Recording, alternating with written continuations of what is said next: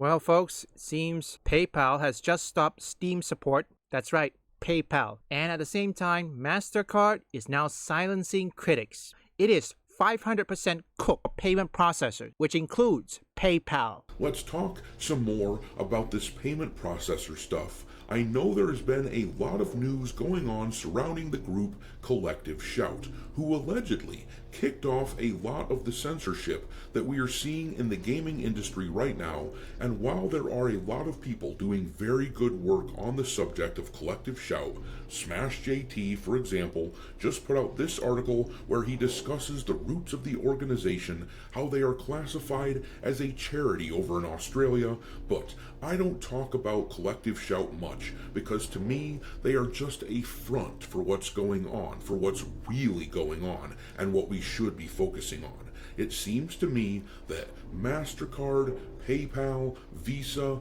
all of these major financial organizations who have come together and are essentially forming a monopoly in an attempt to control what people can see. Well, it seems to me that Collective Shout is their convenient scapegoat, and I suspect that Collective Shout, who claimed credit for this, they are willing participants because they assumed this would help get them donors. And it probably has, but yeah, groups like Mastercard are super concerned with their image, so they would want to use Collective Shout as a shield to prevent people from seeing what they themselves are up to. Wow, shocking. That is very shocking. I wonder what they're trying to hide. But regardless, yes, payment processors is the real problem, but we cannot take our eyes out of Collective Shout, okay?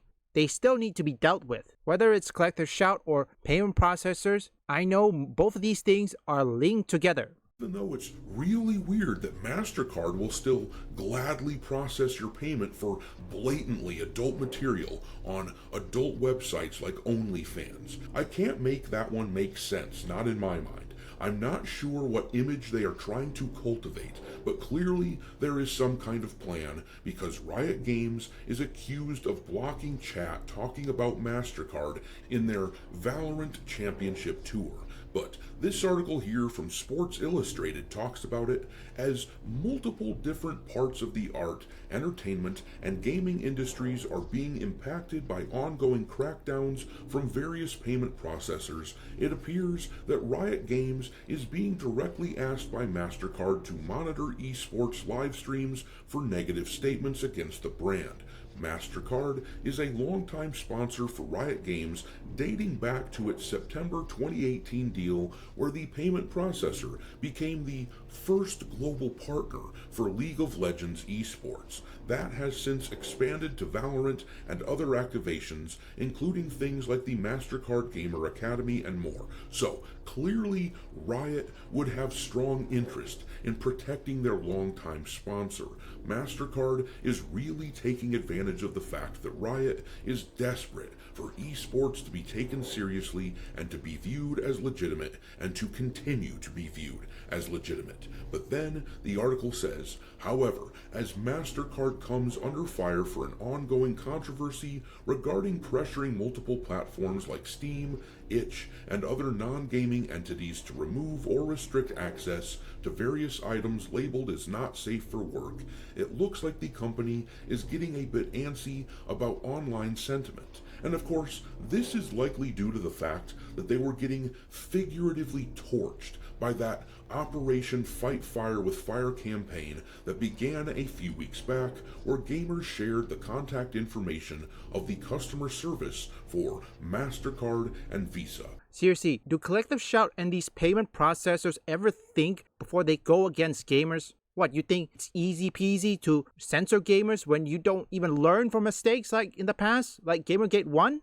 When you mess with gamers, you mess with the whole people, the whole internet. And people are correct because gamers are, or in this case video games, are the last bastion of defense. Not just entertainment, but free speech. Right now, free speech is being censored left, right, and center. Like for example, the UK Online Safety Act, Keir Starmer, how do you think that ended up? The entire citizen of England, or in this case United Kingdom, is now protesting against Keir Starmer. And what does Keir Starmer do? Put his head in the sand. Yeah, like that's gonna work. Nobody trusts him anymore. Gamers called those numbers and intentionally wasted their time complaining about censorship, which wastes the resources of these processors. So with that context in mind, the article says, according to the statement shared with esports on Sports Illustrated via an anonymous source active within Riot's wider esports and content ecosystem, Mastercard kindly asked Riot to keep an eye out for comments during related live stream channels and events regarding negative sentiment around the payment processor. The statement notes that Riot hadn't seen any of that negative sentiment around the Mastercard controversy related to Riot-owned properties. However, the person sending the statement did ask that instances of it being brought up be forwarded to active moderators so anything unusual is flagged. Along with that, reports that any chat messages with mention of Mastercard or specific phrases were instantly deleted, with those users being timed out for varying lengthy durations. That is only the case on specific streams, however, as the NACL stream on YouTube was flooded with messages about the payment processor, with many viewers actively commenting on gameplay while alluding to Mastercard's actions against NSFW games. So, the good news is that try as they might, these payment processors so far seem incapable of completely silencing us. Love him or hate him, the executive order written by Donald Trump the other day, which prevents U.S. citizens and businesses from being debanked, potentially helps this situation, but it doesn't completely solve it. And as for now, we still have a window where these big corporations have not completely consolidated power.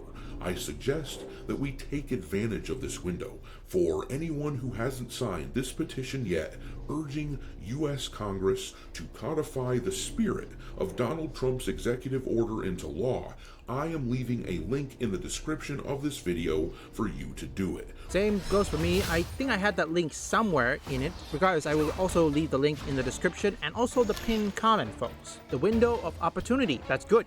Even though collective shout will not be effective on these executive orders, but it's gonna make their job even harder for them to complain to Visa, Mastercard, or PayPal. Sooner or later, PayPal, Mastercard, and Visa, they have to adhere to the executive order. Whether they like it or not, they have to listen or risk having a lawsuit. Yes, it doesn't exactly solve anything, but we'll have to take whatever win we can get. We cannot let payment processors and collective shout, also the UK Online Safety Act and Keir Starmer, to control what we like to consume. We cannot let that happen. So keep up the pressure, folks. They knew sooner or later they have to listen to gamers, they have to listen to the consumer, they can't say otherwise. They will have to face a massive lawsuit and a massive protest.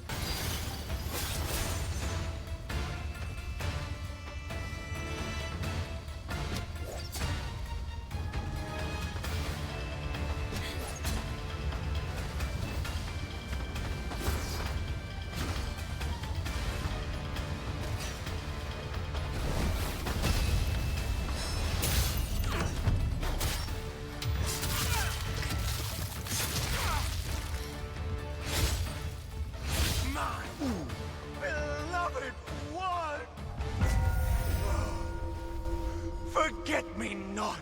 Leave a like and subscribe if you want gaming news, gaming theories, or you just want to see me play games. Visit my first, third, and fourth channel up here or link in the description.